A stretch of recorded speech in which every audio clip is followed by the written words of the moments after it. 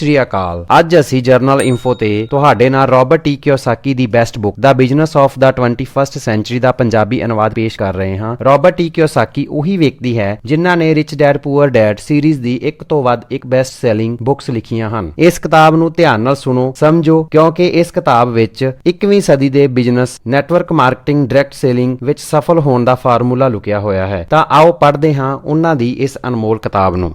ਭਾਗ ਪਹਿਲਾ, ਆਪਣੇ ਭਵਿੱਖ ਦੀ ਵਾਗਡੋਰ ਆਪਣੇ ਹੱਥਾਂ ਵਿੱਚ ਸੰਭੋ। ਤੁਹਾਨੂੰ ਆਪਣੇ ਆਪ ਦੇ ਕਾਰ ਵਿਹਾਰ ਦੀ ਲੋੜ ਕਿਉਂ ਹੈ? ਅਧਿਆਇ 1, ਨਿਯਮ ਬਦਲ ਗਏ ਹਨ। ਇਹ ਸੰਕਟ ਦਾ ਦੌਰ ਹੈ। ਪਿਛਲੇ ਕੁਝ ਸਾਲਾਂ ਤੋਂ ਅਮਰੀਕਾ ਵਿੱਚ ਡਰ ਅਤੇ ਦਹਿਸ਼ਤ ਦਾ ਮਾਹੌਲ ਛਾਇਆ ਹੋਇਆ ਹੈ। ਇਹ ਅਖਬਾਰਾਂ ਦੀਆਂ ਸੁਰਖੀਆਂ, ਬੋਰਡਰੂਮ ਦੀਆਂ ਬੈਠਕਾਂ ਅਤੇ ਡਾਈਨਿੰਗ ਟੇਬਲ ਉੱਤੇ ਹੋਣ ਵਾਲੀਆਂ ਗੱਲਾਂ ਵਿੱਚ ਸਾਫ਼ ਨਜ਼ਰੀ ਆ ਰਿਹਾ ਹੈ। ਗਲੋਬਲਾਈਜੇਸ਼ਨ, ਆਊਟਸੋਰਸਿੰਗ, ਸ਼ਾਂਤੀ, ਕਰਜ਼ ਨਾ ਚੁਕਾ ਪਾਉਣ ਦੇ ਕਾਰਨ, ਮਕਾਨਾਂ ਦੀ ਨਿਲਾਮੀ, ਸਬ ਪ੍ਰਾਈਮ, ਮੌਰਟਗੇਜ, ਪੌਂਜੀ ਸਕੀਮ, ਸ਼ੇਅਰ ਬਾਜ਼ਾਰ ਦੇ ਘਪਲੇ, ਮੰਦੀ, ਇੱਕ ਤੋਂ ਬਾਅਦ ਇੱਕ ਬਹੁਤ ਸਾਰੀਆਂ ਮਾੜੀਆਂ ਖਬਰਾਂ ਲਗਾਤਾਰ ਆਉਂਦੀਆਂ ਜਾ ਰਹੀਆਂ ਹਨ। ਸੰਨ 2009 ਦੇ ਸ਼ੁਰੂਆਤੀ ਮਹੀਨਿਆਂ ਵਿੱਚ ਅਮਰੀਕੀ ਕੰਪਨੀਆਂ ਹਰ ਮਹੀਨੇ 2.5 ਲੱਖ ਕਰਮਚਾਰੀ ਦੀ ਛਾਂਟੀ ਕਰ ਰਹੀਆਂ ਸਨ। 2009 ਦੇ ਆਖਰ ਵਿੱਚ ਜਦੋਂ ਮੈਂ ਇਹ ਲਿਖ ਰਿਹਾ ਹਾਂ, ਬੇਰੁਜ਼ਗਾਰੀ ਦਾ ਅੰਕੜਾ 10.2% ਤੱਕ ਪਹੁੰਚ ਗਿਆ ਹੈ ਅਤੇ ਇਹ ਲਗਾਤਾਰ ਵਧਦਾ ਜਾ ਰਿਹਾ ਹੈ। ਅਲਪ ਰੁਜ਼ਗਾਰ, ਜਿਸ ਵਿੱਚ ਤੁਹਾਡੀ ਨੌਕਰੀ ਤੇ ਨਹੀਂ ਛੁੱਟਦੀ, ਲੇਕਿਨ ਕੰਮ ਦੇ ਘੰਟਿਆਂ ਅਤੇ ਤਨਖਾਹਾਂ ਵਿੱਚ ਭਾਰੀ ਕਟੌਤੀ ਕਰ ਦਿੱਤੀ ਜਾਂਦੀ ਹੈ, ਦਾ ਹਾਲ ਤਾਂ ਹੋਰ ਵੀ ਬਦਤਰ ਹੈ। ਚੰਗੇ ਰੁਜ਼ਗਾਰ ਦੀ ਘਾਟ ਉਹ ਵਿਆਪਕ ਮਹਾਮਾਰੀ ਹੈ ਜਿਸ ਨਾਲ ਬੜੇ ਘੱਟ ਲੋਕ ਹੀ ਬਚ ਪਾਏ ਹਨ। ਐਗਜ਼ੀਕਿਊਟਿਵ ਹੋਣ ਜਾਂ ਮਿਡਲ ਕਲਾਸ ਦੇ ਮੈਨੇਜਰਸ, ਪ੍ਰਬੰਧਕੀ ਕਰਮਚਾਰੀ ਹੋਣ ਜਾਂ ਕਾਮੇ, ਬੈਂਕਰਜ਼ ਹੋਣ ਜਾਂ ਰਿਟੇਲ ਕਲਰਕ, ਸਾਰਿਆਂ ਦੇ ਸਿਰਾਂ ਉੱਤੇ ਤਲਵਾਰ ਲਟਕ ਰਹੀ ਹੈ। ਨੌਕਰੀਆਂ ਦੇ ਮਾਮਲੇ ਵਿੱਚ ਹੁਣ ਤਾਈਂ ਸਵਾਸਥ ਸੇਵਾ ਸੰਬੰਧੀ ਉਦਯੋਗ ਨੂੰ ਸੁਰੱਖਿਅਤ ਮੰਨਿਆ ਜਾਂਦਾ ਸੀ, ਲੇਕਿਨ ਹੁਣ ਉਹ ਵੀ ਧੜੱਲੇ ਨਾਲ ਕਰਮਚਾਰੀਆਂ ਦੀ ਛਾਂਟੀ ਕਰ ਰਹੇ ਹਨ। ਸੰਨ 2008 ਦੇ ਸਿਆਲ ਦੇ ਮੌਸਮ ਵਿੱਚ ਬਹੁਤ ਸਾਰੇ ਲੋਕਾਂ ਦੇ ਰਿਟਾਇਰਮੈਂਟ ਪੋਰਟਫੋਲੀਓ ਦਾ ਮੁੱਲ ਅਚਾਨਕ ਹੀ ਅੱਧਾ ਜਾਂ ਇਸ ਤੋਂ ਘੱਟ ਹੋ ਗਿਆ। ਜ਼ਮੀਨ ਜਾਇਦਾਦ ਦੀਆਂ ਕੀਮਤਾਂ ਧੜਾਮ ਦੇ ਕੇ ਜ਼ਮੀਨ ਤੇ ਆ ਗਈਆਂ। ਜਿਹੜੀਆਂ ਚੀਜ਼ਾਂ ਨੂੰ ਲੋਕ ਆਪਣੀ ਠੋਸ ਅਤੇ ਭਰੋਸੇਯੋਗ ਸੰਪત્ਤੀ ਮੰਨ ਰਹੇ ਸਨ, ਉਹ ਪਾਣੀ ਦੀ ਭਾਫ਼ ਵਾਂਗ ਜਿੰਨੀ ਹੀ ਠੋਸ ਨਿਕਲੀ। ਨੌਕਰੀ ਦੀ ਸੁਰੱਖਿਆ ਗਾਇਬ ਹੋ ਗਈ ਅਤੇ ਇਤਿਹਾਸ ਦੀ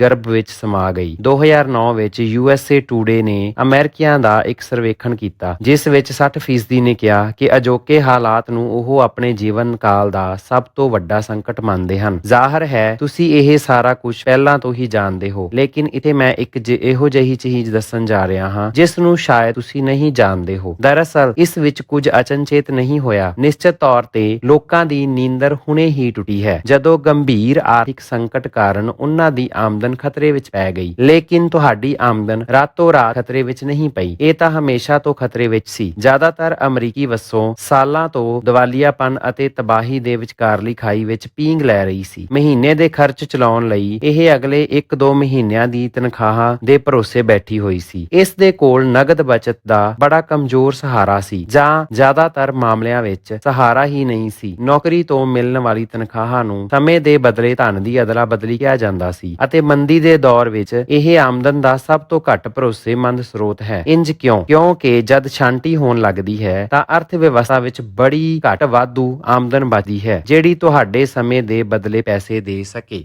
ਮੈਂ ਤੁਹਾਨੂੰ ਇਹ ਦੱਸ ਚੁੱਕਿਆ ਸੀ। ਮੈਂ ਇਹ ਨਹੀਂ ਕਹਿਣਾ ਚਾਹੁੰਦਾ ਹਾਂ ਕਿ ਮੈਂ ਤੁਹਾਨੂੰ ਇਹ ਸਾਰਾ ਕੁਝ ਦੱਸ ਚੁੱਕਿਆ ਸੀ, ਲੇਕਿਨ ਦਰਅਸਲ ਮੈਂ ਤੁਹਾਨੂੰ ਇਹ ਦੱਸ ਚੁੱਕਿਆ ਸੀ। ਮੈਂ ਸਾਲਾਂ ਤੋਂ ਇਹ ਕਹਿੰਦਾ ਆ ਰਿਹਾ ਹਾਂ, ਸੁਰੱਖਿਅਤ ਨੌਕਰੀ ਵਰਗੀ ਕੋਈ ਚੀਜ਼ ਹੁਣ ਨਹੀਂ ਬਚੀ। ਅਮਰੀਕਾ ਦਾ ਕੰਪਨੀ ਜਗਤ 20ਵੀਂ ਸਦੀ ਦਾ ਇਹੋ ਜਿਹਾ ਡਾਇਨਾਸੌਰ ਹੈ ਜਿਹੜਾ ਲੁਪਤ ਹੋਣ ਦੀ ਕੰਗਾਰ ਤੇ ਹੈ। ਹੁਣ ਜੇਕਰ ਤੁਸੀਂ ਸੱਚਮੁੱਚ ਸੁਰੱਖਿਅਤ ਭਵਿੱਖ ਚਾਹੁੰਦੇ ਹੋ ਤਾਂ ਇਸ ਨੂੰ ਪਾਉਣ ਦਾ ਇਕੱਲਾ ਤਰੀਕਾ ਇਹ ਹੈ ਕਿ ਤੁਸੀਂ ਆਪਣੇ ਭਵਿੱਖ ਦੀ ਵਾਗਡੋਰ ਆਪਣੇ ਹੱਥਾਂ ਵਿੱਚ ਸਾਂਭ ਲਓ। ਮੈਂ 2001 ਵਿੱਚ ਆਪਣੀ ਪੁਸਤਕ the business school for people who like helping people ਵਿੱਚ ਲਿਖਿਆ ਸੀ। ਮੇਰੀ ਰਾਏ ਵਿੱਚ ਅਮਰੀਕਾ ਅਤੇ ਕਈ ਪੱਛਮੀ ਮੁਲਕਾਂ ਵਿੱਚ ਆਰਥਿਕ ਤਬਾਹੀ ਆ ਰਹੀ ਹੈ ਜਿਸ ਦਾ ਮੁੱਢਲਾ ਕਾਰਨ ਇਹ ਹੈ ਸਾਡੀ ਸਿੱਖਿਆ ਪ੍ਰਣਾਲੀ ਵਿਦਿਆਰਥੀਆਂ ਨੂੰ ਕਾਫੀ ਯਥਾਰਥਵਾਦੀ ਆਰਥਿਕ ਸਿੱਖਿਆ ਦੇਣ ਵਿੱਚ ਅਸਫਲ ਰਹੀ ਹੈ। ਉਸੇ ਸਾਲ ਨਾਈਟਿੰਗੇਲ ਕਨੇਟ ਨੂੰ ਦਿੱਤੇ ਗਏ ਇੱਕ ਇੰਟਰਵਿਊ ਵਿੱਚ ਮੈਂ ਕਿਹਾ ਸੀ, ਜੇਕਰ ਤੁਸੀਂ ਸੋਚਦੇ ਹੋ ਕਿ ਮਿਊਚੁਅਲ ਫੰਡਸ ਤੁਹਾਡੀ ਸਹਾਇਤਾ ਕਰਨਗੇ ਅਤੇ ਤੁਸੀਂ ਸ਼ੇਅਰ ਬਾਜ਼ਾਰ ਦੇ ਉਤਾਰ ਚੜਾਅ ਉੱਤੇ ਜੂਆ ਖੇਡਣਾ ਚਾਹੁੰਦੇ ਹੋ ਤਾਂ ਮੈਂ ਤੁਹਾਨੂੰ ਦੱਸ ਦਿਆਂ ਕਿ ਤੁਸੀਂ ਦਰਅਸਲ ਆਪਣੇ ਰਿਟਾਇਰਮੈਂਟ ਨੂੰ ਦਾਅ ਤੇ ਲਾ ਰਹੇ ਹੋ। ਜੇਕਰ ਸਟਾਕ ਮਾਰਕੀਟ ਉੱਤੇ ਜਾਂਦਾ ਹੈ ਅਤੇ 85 ਸਾਲ ਦੀ ਉਮਰ ਵਿੱਚ ਤੁਸੀਂ ਇਸ ਨੂੰ ਧੜਾਮ ਦੇ ਕੇ ਮੁੱਦੇ ਮੂੰਹ ਡਿੱਗਦਿਆਂ ਦੇਖਦੇ ਹੋ ਤਾਂ ਕੀ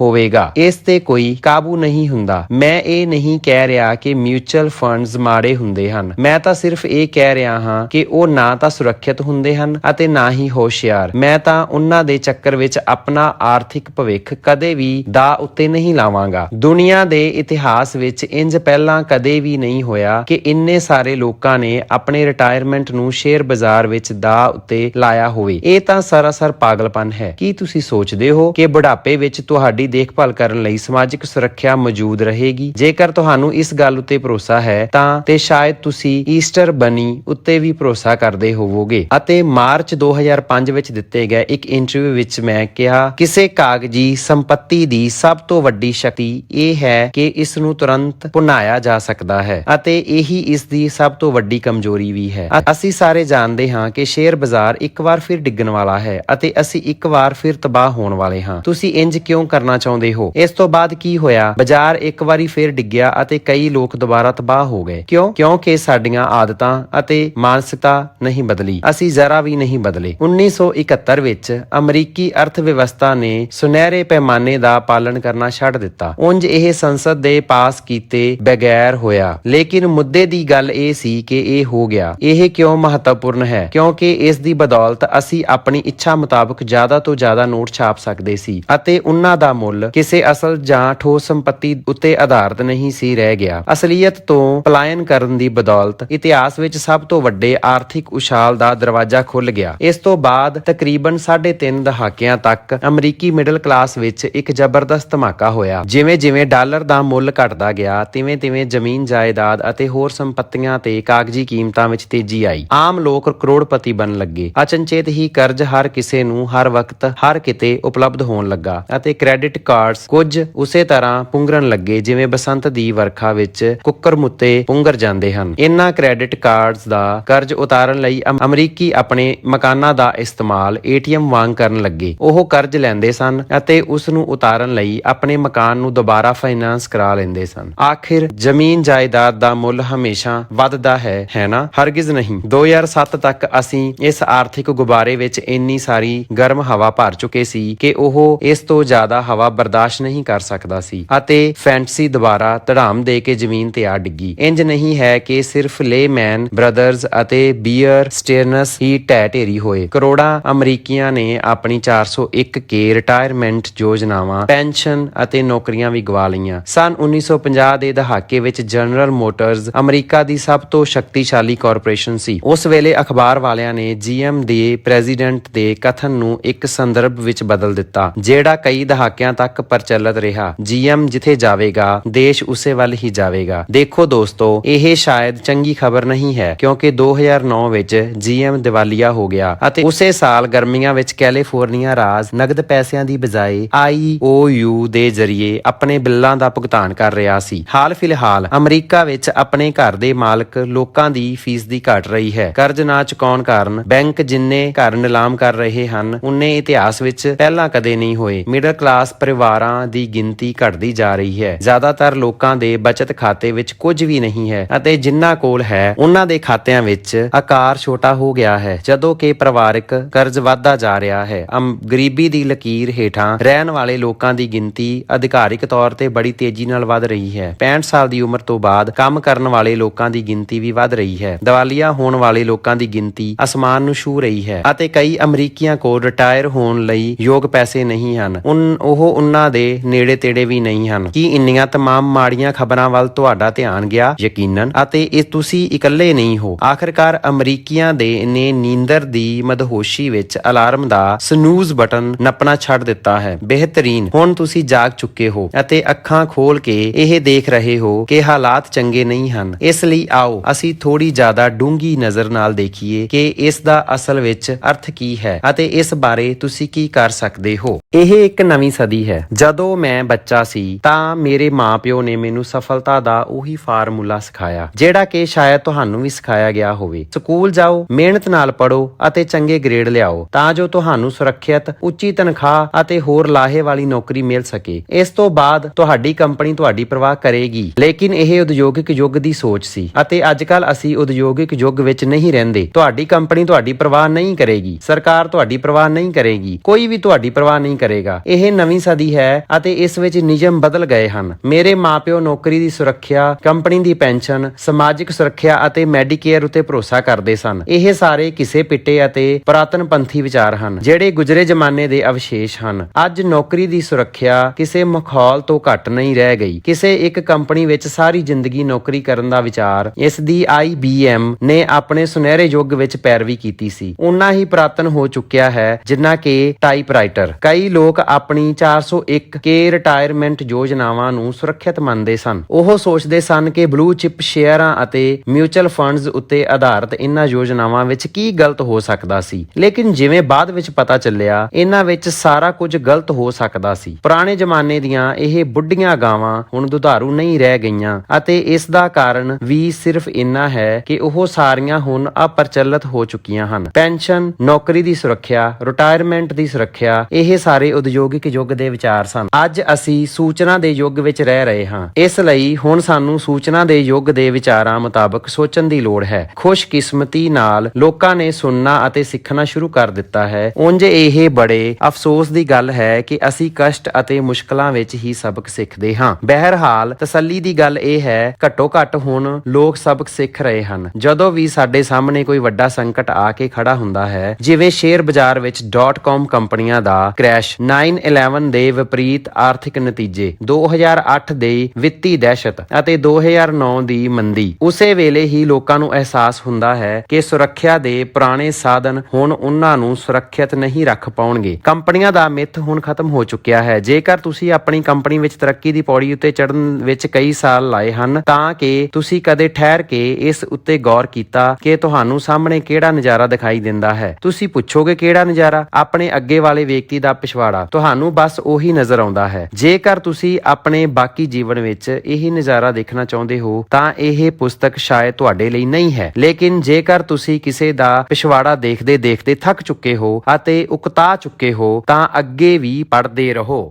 ਦੁਬਾਰਾ ਮੂਰਖ ਨਾ ਬਣੋ। ਇਹ ਲਿਖਣ ਵੇਲੇ ਵੀ ਬੇਰੁਜ਼ਗਾਰੀ ਸੁਰਸਾ ਦੇ ਮੂੰਹ ਵਾਂਗ ਵੱਧਦੀ ਜਾ ਰਹੀ ਹੈ। ਜਦ ਤੁਸੀਂ ਇਹ ਸ਼ਬਦ ਪੜ੍ਹ ਰਹੇ ਹੋਵੋਗੇ ਤਦੋਂ ਤੱਕ ਕੌਣ ਜਾਣੇ ਕੀ ਹਾਲਾਤ ਹੋਣਗੇ। ਹੋ ਸਕਦਾ ਹੈ ਜੇ ਤਦੋਂ ਤੱਕ ਹਾਲਾਤ ਬਦਲ ਜਾਣ। ਮੂਰਖ ਨਾ ਬਣੋ। ਜਦੋਂ ਰੁਜ਼ਗਾਰ ਉਪਲਬਧ ਹੋਣ ਲੱਗਣਗੇ, ਜ਼ਮੀਨ ਜਾਇਦਾਦ ਦਾ ਮੁੱਲ ਵਧਣ ਲੱਗੇਗਾ ਅਤੇ ਕਰਜ਼ ਦੁਬਾਰਾ ਖੁੱਲ ਕੇ ਮਿਲਣ ਲੱਗਣਗੇ, ਜਿਹੜਾ ਕਦੇ ਨਾ ਕਦੇ ਤਾਂ ਹੋਵੇਗਾ, ਤਾਂ ਝੂਠੀ ਸੁਰੱਖਿਆ ਦੇ ਉਸੇ ਪੁਰਾਣੇ ਲਾਲਚ ਵੀ ਨਾ ਆ ਜਾਓ ਜਿਸ ਦੇ ਕਾਰਨ ਤੁਸੀਂ ਅਤੇ ਬਾਕੀ ਸੰਸਾਰ ਇਸ ਦੇ ਭੰਵਰ ਵਿੱਚ ਫਸਿਆ ਸੀ। 2008 ਦੀਆਂ ਗਰਮੀਆਂ ਵਿੱਚ ਗੈਸ ਦੀਆਂ ਕੀਮਤਾਂ $4 ਪ੍ਰਤੀ ਗੈਲਨ ਤੋਂ ਜ਼ਿਆਦਾ ਸੀ। ਇਸੇ ਕਾਰਨ SUV ਦੀ ਵਿਕਰੀ ਕਿਸੇ ਚਟਾਨ ਵਾਂਗ ਪਾਣੀ ਵਿੱਚ ਡੁੱਬ ਗਈ ਅਤੇ ਅਚਨਚੇਤ ਹੀ ਹਰ ਆਦਮੀ ਨਿੱਕੀ ਅਤੇ ਹਾਈਬ੍ਰਿਡ ਕਾਰਾਂ ਦੇ ਗੁਣ ਗਾਣ ਲੱਗਾ। ਲੇਕਿਨ ਇਸ ਤੋਂ ਬਾਅਦ ਜੋ ਹੋਇਆ ਉਸ ਤੇ ਗੌਰ ਕਰੋ। 2009 ਵਿੱਚ ਗੈਸ ਦੀ ਕੀਮਤ ਦੁਬਾਰਾ $2 ਤੋਂ ਹੇਠਾਂ ਆ ਗਈ ਅਤੇ ਰੱਬ ਉਹਨਾਂ ਦਾ ਭਲਾ ਕਰੇ, ਲੋਕੀ ਦੁਬਾਰਾ SUV ਖਰੀਦਣ ਲੱਗੇ ਹਨ। ਕੀ ਤੁਸੀਂ ਸੱਚਮੁੱਚ ਸੋਚਦੇ ਹੋ ਕਿ ਗੈਸ ਦੀ ਕੀਮਤ ਹਮੇਸ਼ਾ ਇੰਨੀ ਘੱਟ ਰਹੇਗੀ? ਜੇਕਰ ਗੈਸ ਇਸ ਵੇਲੇ ਸਸਤੀ ਹੈ ਤਾਂ ਕਿ ਤੁਹਾਨੂੰ ਗੈਸ ਦੀਆਂ ਜ਼ਿਆਦਾ ਖਪਤ ਵਾਲੀਆਂ ਕਾਰਾਂ ਨੂੰ ਖਰੀਦਣਾ ਬਿਹਤਰੀਨ ਲੱਗਦਾ ਹੈ? ਕੀ ਅਸੀਂ ਸੱਚਮੁੱਚ ਹੀ ਇੰਨੇ ਦੂਰਦਰਸ਼ੀ ਹੋ ਸਕਦੇ ਹਾਂ? ਦੇਖੋ, ਮੈਂ ਇੱਥੇ ਭਲਮਾਨਸੀ ਨਾਲ ਕੰਮ ਲੈ ਰਿਹਾ ਹਾਂ। ਦਰਅਸਲ ਮੈਂ ਮੂਰਖ ਸ਼ਬਦ ਦਾ ਇਸਤੇਮਾਲ ਕਰਨਾ ਚਾਹੁੰਦਾ ਸੀ। ਬਦਕਿਸਮਤੀ ਨਾਲ ਇਸ ਦਾ ਜਵਾਬ ਹੈ ਹਾਂ। ਅਸੀਂ ਸਿਰਫ ਇੱਕੋ ਵਾਰ ਹੀ ਮੂਰਖ ਨਹੀਂ ਬਣਦੇ, ਅਸੀਂ ਆਪਣੇ ਆਪ ਨੂੰ ਵਾਰ-ਵਾਰ ਮੂਰਖ ਬਣਨ ਦਿੰਦੇ ਹਾਂ। ਬਚਪਨ ਵਿੱਚ ਅਸੀਂ ਸਾਰਿਆਂ ਨੇ ਕੀੜੀਆਂ ਅਤੇ ਟਿੱਡਿਆਂ ਦੀ ਕਹਾਣੀ ਪੜ੍ਹੀ ਹੈ, ਲੇਕਿਨ ਇਸ ਦੇ ਬਾਵਜੂਦ ਸਾਡੇ ਵਿੱਚੋਂ ਜ਼ਿਆਦਾਤਰ ਲੋਕ ਟਿੱਡੇ ਜਿੰਨੀ ਹੀ ਦੂਰਦਰਸ਼ਤਾ ਨਾਲ ਜੀ ਰਹੇ ਹਨ। ਅਖਬਾਰਾਂ ਦੀਆਂ ਸੁਰਖੀਆਂ ਕਾਰਨ ਆਪਣਾ ਧਿਆਨ ਨਾ ਭਟਕਣ ਦਿਓ। ਦੁਨੀਆ ਵਿੱਚ ਸਾਡੇ ਨੇੜੇ ਤੜੇ ਹਮੇਸ਼ਾ ਹੀ ਕਿਸੇ ਨਾ ਕਿਸੇ ਤਰ੍ਹਾਂ ਦਾ ਮੂਰਖਤਾਪੂਰਨ ਹੱਲਾ ਮੱਚਿਆ ਰਹਿੰਦਾ ਹੈ, ਜਿਹੜਾ ਸਾਡੇ ਜੀਵਨ ਨੂੰ ਬਿਹਤਰੀਨ ਬਣਾਉਣ ਦੇ ਗੰਭੀਰ ਕੰਮ ਤੋਂ ਤੁਹਾਡਾ ਧਿਆਨ ਦੂਰ ਖਿੱਚਣ ਦੀ ਕੋਸ਼ਿਸ਼ ਕਰਦਾ ਹੈ। ਇਹ ਕੇਵਲ ਸ਼ੋਰ ਸ਼ਰਾਬਾ ਹੈ, ਚਾਹੇ ਅੱਤਵਾਦ ਹੋਵੇ ਜਾਂ ਮੰਦੀ ਜਾਂ ਸਭ ਤੋਂ ਨਵਾਂ ਚੋਣ ਚੱਕਰ ਦਾ ਸਕੈਂਡਲ। ਇਹਨਾਂ ਦਾ ਇਸ ਗੱਲ ਨਾਲ ਕੋਈ ਲੈਣਾ ਦੇਣਾ ਨਹੀਂ ਹੈ ਕਿ ਸੁਖਮਈ ਭਵਿੱਖ ਦੀ ਸਿਰਜਣਾ ਲਈ ਤੁਹਾਨੂੰ ਅੱਜ ਕੀ ਕਰਨਾ ਚਾਹੀਦਾ ਹੈ। ਮਹਾਮੰਦੀ ਦੇ ਦੌਰ ਵਿੱਚ ਵੀ ਬਹੁਤ ਸਾਰੇ ਲੋਕਾਂ ਨੇ ਸੰਪਤੀ ਜਾਂ ਦੌਲਤ ਬਣਾਈ ਸੀ। ਦੂਜੇ ਪਾਸੇ ਸਭ ਤੋਂ ਵੱਡੇ ਉਛਾਲ ਵੇਲੇ, ਜਿਵੇਂ 1980 ਦੇ ਰੀਅਲ ਅਸਟੇਟ ਦੀ ਉਛਾਲ ਦੌਰਾਨ, 20 ਕਰੋੜਾਂ ਲੋਕੀ ਇਹੋ ਜਿਹੇ ਸਨ ਜਿਨ੍ਹਾਂ ਨੇ ਆਪਣੇ ਭਵਿੱਖ ਦੀ ਲਗਾਮ ਨਹੀਂ ਸੀ ਸਾਂਭੀ, ਜਿਨ੍ਹਾਂ ਨੇ ਹਰ ਉਸ ਚੀਜ਼ ਨੂੰ ਨਜ਼ਰਅੰਦਾਜ਼ ਕਰ ਦਿੱਤਾ ਜਿਹੜੀ ਮੈਂ ਇਸ ਪੁਸਤਕ ਵਿੱਚ ਤੁਹਾਨੂੰ ਦੱਸਣ ਜਾ ਰਿਹਾ ਹਾਂ। ਅਤੇ ਉਹ ਲੋਕ ਜਾਂ ਤਾਂ ਹਾਲਾਤ ਨਾਲ ਜੂਝਦੇ ਰਹੇ ਜਾਂ ਫਿਰ ਦਿਵਾਲੀਆ ਹੋ ਗਏ। ਅਸਲ ਵਿੱਚ ਉਹਨਾਂ ਵਿੱਚੋਂ ਜ਼ਿਆਦਾਤਰ ਤਾਂ ਅੱਜ ਵੀ ਹਾਲਾਤਾਂ ਨਾਲ ਜੂਝ ਰਹੇ ਹਨ ਜਾਂ ਫਿਰ ਦਿਵਾਲੀਆ ਹਨ। ਮੁੱਦਾ ਅਰਥ ਵਿਵਸਥਾ ਨਹੀਂ ਹੈ, ਮੁੱਦਾ ਤਾਂ ਤੁਸੀਂ ਹੋ। ਕੀ ਤੁਹਾਨੂੰ ਕੰਪਨੀ ਜਗਤ ਵਿੱਚ ਫੈਲੇ ਹੋਏ ਭ੍ਰਿਸ਼ਟ ਆਚਰਣ ਉਤੇ ਗੁੱਸਾ ਆਉਂਦਾ ਹੈ? ਵਾਲ ਸਟਰੀਟ ਅਤੇ ਉਹਨਾਂ ਬੈਂਕਾਂ ਤੇ ਜਿਨ੍ਹਾਂ ਨੇ ਇਹ ਸਾਰਾ ਕੁਝ ਹੋਣ ਦਿੱਤਾ, ਸਰਕਾਰ ਤੇ ਜਿਸ ਨੇ ਇਸ ਨੂੰ ਰੋਕਣ ਲਈ ਕੋਈ ਕੋਸ਼ਿਸ਼ ਹੀ ਨਹੀਂ ਕੀਤੀ ਜਾਂ ਲੋੜ ਤੋਂ ਵੱਧ ਕੀਤਾ ਤਾਂ ਜ਼ਰੂਰਤ ਤੋਂ ਜ਼ਿਆਦਾ ਗਲਤ ਅਤੇ ਲੋੜ ਤੋਂ ਘੱਟ ਸਹੀ ਕੰਮ ਕੀਤੇ। ਕੀ ਤੁਹਾਨੂੰ ਆਪਣੇ ਆਪ ਤੇ ਗੁੱਸਾ ਨਹੀਂ ਆਉਂਦਾ ਕਿ ਤੁਸੀਂ ਆਪਣੇ ਭਵਿੱਖ ਭਵਿੱਖ ਦੀ ਲਗਾਮ ਸਾਂਭਣ ਵਿੱਚ ਇੰਨੀ ਦੇਰੀ ਕਿਉਂ ਕਰ ਦਿੱਤੀ? ਜੀਵਨ ਮੁਸ਼ਕਲ ਹੈ। ਅਹਿਮ ਸਵਾਲ ਤਾਂ ਇਹ ਹੈ ਕਿ ਤੁਸੀਂ ਇਸ ਬਾਰੇ ਕੀ ਕਰਨ ਜਾ ਰਹੇ ਹੋ। ਸ਼ਿਕਾਇਤਾਂ ਕਰਨ ਜਾਂ ਅਫਸੋਸ ਕਰਨ ਨਾਲ ਤੁਹਾਡਾ ਭਵਿੱਖ ਸੁਰੱਖਿਅਤ ਨਹੀਂ ਹੋਵੇਗਾ ਅਤੇ ਨਾਲ ਹੀ ਵਾਲ ਸਟਰੀਟ, ਵੱਡੇ ਬੈਂਕਰਜ਼, ਅਮਰੀਕੀ ਕੰਪਨੀਆਂ ਜਾਂ ਸਰਕਾਰ ਤੇ ਦੋਸ਼ ਮੜਨ ਨਾਲ ਜੇਕਰ ਤੁਸੀਂ ਇੱਕ ਠੋਸ ਭਵਿੱਖ ਚਾਹੁੰਦੇ ਹੋ ਤਾਂ ਤੁਹਾਨੂੰ ਇਸ ਦੀ ਸਿਰਜਣਾ ਆਪੇ ਕਰਨੀ ਹੋਵੇਗੀ। ਤੁਸੀਂ ਆਪਣੇ ਭਵਿੱਖ ਦੀ ਵਾਗਡੋਰ ਕੇਵਲ ਤਾਈਓ ਸਾਂਭ ਸਕਦੇ ਹੋ ਜਦੋਂ ਤੁਹਾਡੀ ਆਮਦਨ ਦੇ ਸਰੋਤਾਂ ਉੱਤੇ ਤੁਹਾਡਾ ਕਾਬੂ ਹੋਵੇ। ਇਸ ਲਈ ਤੁਹਾਨੂੰ ਆਪਣੇ ਆਪ ਲਈ ਕਾਰੋਬਾਰ ਕਰਨ ਦੀ ਲੋੜ ਹੈ। ਸੋ ਦੋਸਤੋ, ਕਿਵੇਂ ਦੀ ਲੱਗੀ ਹੈ ਤੁਹਾਨੂੰ ਇਹ ਵੀਡੀਓ? ਜੇ ਵਧੀਆ ਲੱਗੀ ਹੈ ਤਾਂ ਲਾਈਕ ਜ਼ਰੂਰ ਕਰਨਾ ਤੇ ਜੇ ਕੋਈ ਡਾਊਟ ਹੈ ਤੇ ਕਮੈਂਟ ਕਰਕੇ ਜ਼ਰੂਰ ਦੱਸਣਾ।